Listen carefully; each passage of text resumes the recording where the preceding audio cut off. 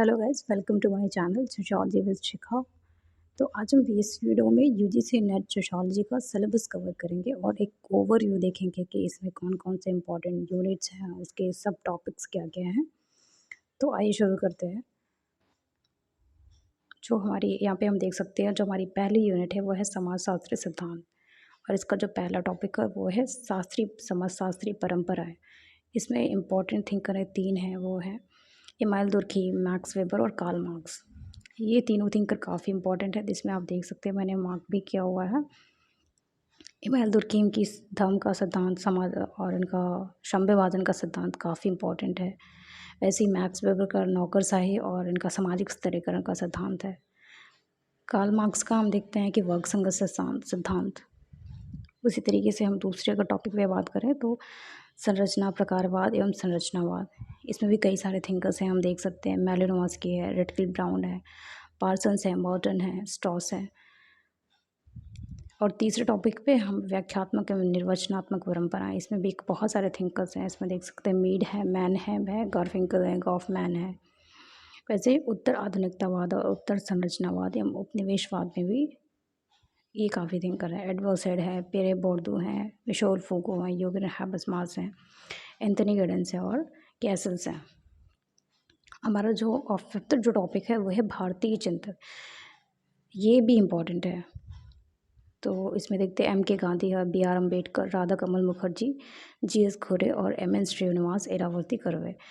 ये जो 3 पे मैंने मार्क किया है, मेरे अकॉर्डिंग ये काफ़ी इंपॉर्टेंट है, क्योंकि मैंने पीवाईक्यू से मैंने लगाया था, तो उसमें देखा था इनसे सवाल बने ही बने हैं। लेकिन आप इनको एम.के. गांधी और बी.आर. अम्बेडकर, राधा कमल मुखर्जी को भी स्किप नहीं कर सकते। बट ये तीनों थिंकर्स ये काफ़ी इंपॉर्टेंट हो जाते हैं। वैसे तो ये पूरा टॉपिक ही इम्पॉर्टेंट हो जाता है।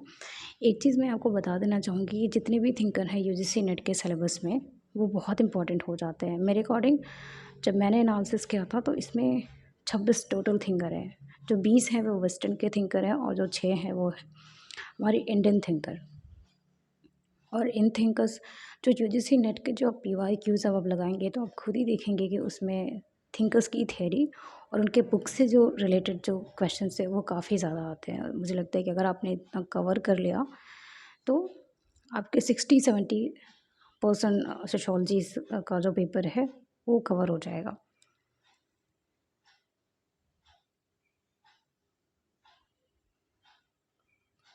हम दूसरी यूनिट देखते हैं जिसमें शोध प्रविधियाँ और विद्या। ये तो दूसरी यूनिट तो काफ़ी पूरी की पूरी ही इम्पोर्टेंट, इसमें हमें कुछ भी स्किप नहीं करना है। तो इसमें समाज के यथार्थ की अवधारणा, विज्ञान का दर्शन है। इसमें ये है कि समाजशास्त्र में कैसे शोध किया जाता है, रिसर्च कैसे किया जाता है, रिसर्च मैथडोलॉजी क्या है, उसके मेथड्स क्या है, समाजशास्त्र एक विज्ञान है तो कैसे है, और कौन कौन सी उसमें विधियाँ इस्तेमाल की जाती हैं जिससे कि समाजशास्त्र एक वैज्ञानिक अध्ययन बन पाता है। तो उसमें आप देख सकते हैं कि हम तथ्य क्या होते हैं, सिद्धांत क्या होता है, फिर डेटा कैसे कलेक्ट किया जाता है, उसके कई सारे मेथड्स होते हैं, प्राकल्पना कैसे बनाते हैं, और निजाति वर्णन, सर्वेक्षण विधि, ऐतिहासिक विधि, तुलनात्मक विधि, इन सारी चीज़ विधियों का हम इसमें देखते हैं। तो ये मैं आपको कहूँगी ये पूरी जो सेकंड जो यूनिट है ये पूरी इंपॉर्टेंट है। ये काफ़ी टफ भी मानी जाती है, बट हाँ इसको हमें कवर करना ही पड़ेगा, कोई अदर ऑप्शन नहीं है। तीसरी यूनिट देखें तो मौलिक अवधारणाएं और संस्थाएं। तो ये तो समाजशास्त्र का पूरा बेस ही है, ये कॉन्सेप्ट ही है समाजशास्त्र का, तो इसको भी स्किप नहीं करना है, इस पर भी काफ़ी अच्छे से फोकस करना है। इसमें देखिए कि समाजशास्त्रीय अवधारणाएं, सामाजिक संरचना, संस्कृति, नेटवर्क, परिस्थिति और भूमिका, ये बहुत इंपॉर्टेंट है। जिसमें मैंने मार्क किया है वो मेरे अकॉर्डिंग काफ़ी इंपॉर्टेंट है, क्योंकि मैंने देखा है कि सवाल बार बार रिपीट किया है। सोशियोलॉजी का कोई भी पेपर हो, चाहे वो असिस्टेंट प्रोफेसर का हो, पीजीटी का हो, इन टॉपिक से सवाल आए ही आए हैं। कोई चांस नहीं होता कि इस टॉपिक से सवाल नहीं बने, क्योंकि ये सोशियोलॉजी की हॉट टॉपिक्स हैं।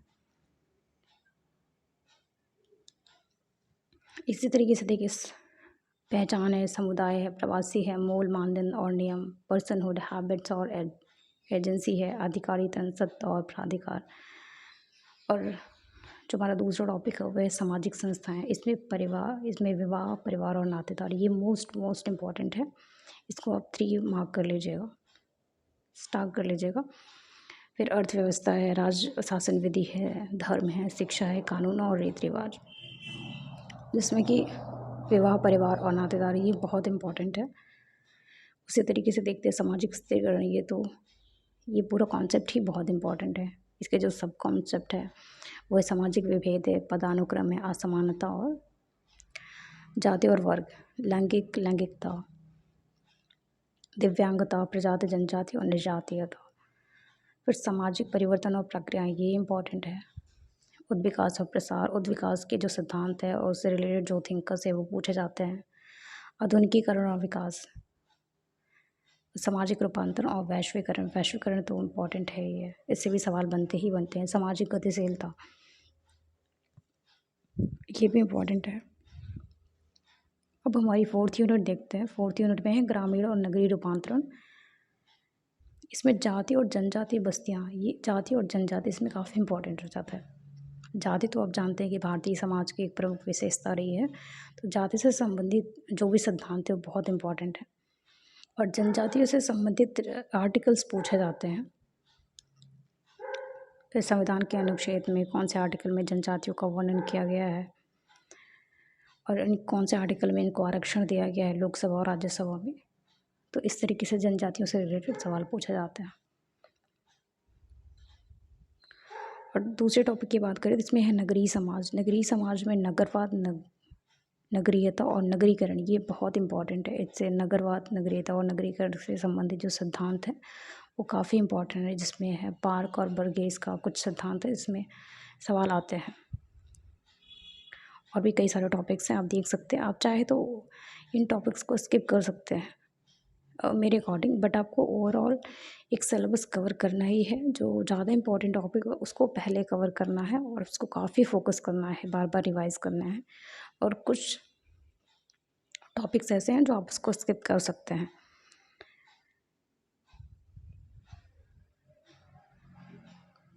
और हमारे 5th यूनिट में देखते हैं राज्य, राजनीति और विकास। तो भारत में राजनीतिक प्रक्रियाएं हैं, जनजाति, राष्ट्र और सरहद, अधिकारी तंत्र, अभिशासन और विकास। और आप देख सकते कई सारे इसमें टॉपिक्स हैं। भ्रष्टाचार, लिंग और विकास, अंतर्राष्ट्रीय विकास संगठनों की भूमिका। तो आप एक जितना भी सिलेबस है, सिलेबस को एक सरसरी निगाह से आप एक बार इसको पढ़ लीजिए। सारे सिलेबस को पढ़ना है, जितने भी इसमें ईच एंड एवरी टॉपिक है वो सब कुछ।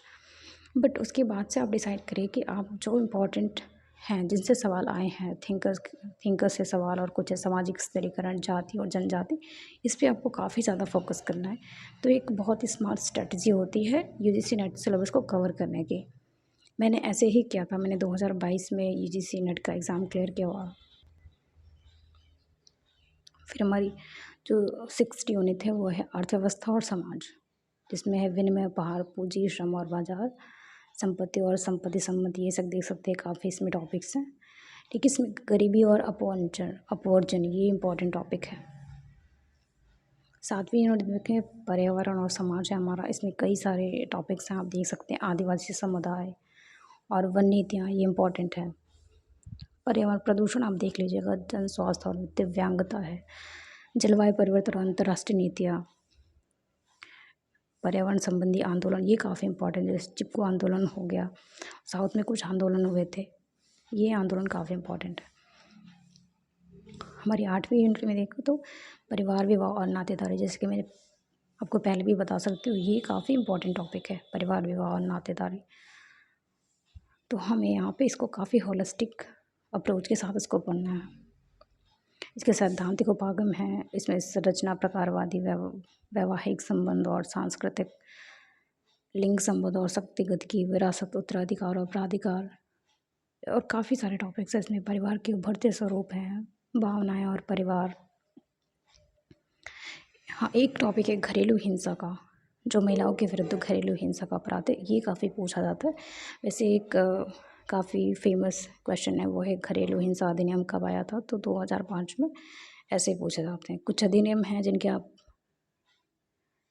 इनका ईयर याद कर लीजिएगा, कौन से ईयर में वो अधिनियम आया, वो काफ़ी पूछते हैं। और हमारी जो 9वीं यूनिट है वो है विज्ञान, प्रौद्योगिकी और समाज। इसको आप देख लीजिएगा, लेकिन इसमें साइबर अपराध और इसमें जो टेक्नोलॉजीज़ है, जो न्यू डेवलपमेंट्स हैं, आप उसको देख लीजिएगा, क्योंकि कभी कभी करंट अफेयर से कुछ सवाल रहते हैं। और 10वीं यूनिट है संस्कृति और सांकेतिक रूपांतरण। इसमें भी कई सारे टॉपिक्स हैं जिसमें कि संकेत और प्रतीक है, धार्मिक अनुष्ठान है, बदलती भौतिक संस्कृति है, शिक्षा है, धार्मिक संगठन है और सांप्रदायिकता और धर्मनिरपेक्षता, ये भी आप देख लीजिएगा।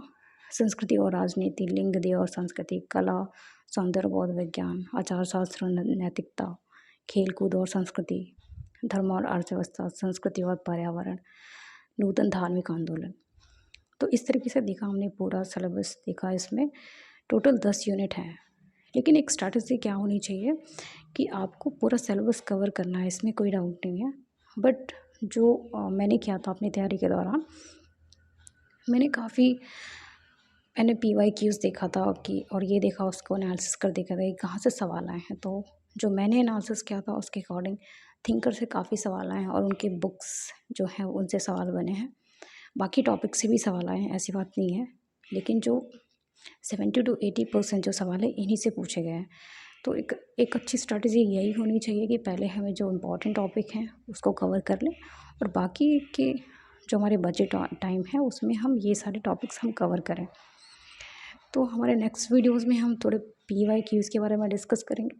उसके बाद से जो ये इम्पोर्टेंट टॉपिक मैंने आपको बताया उसमें हम चीज़ें देखेंगे क्या कैसे हैं।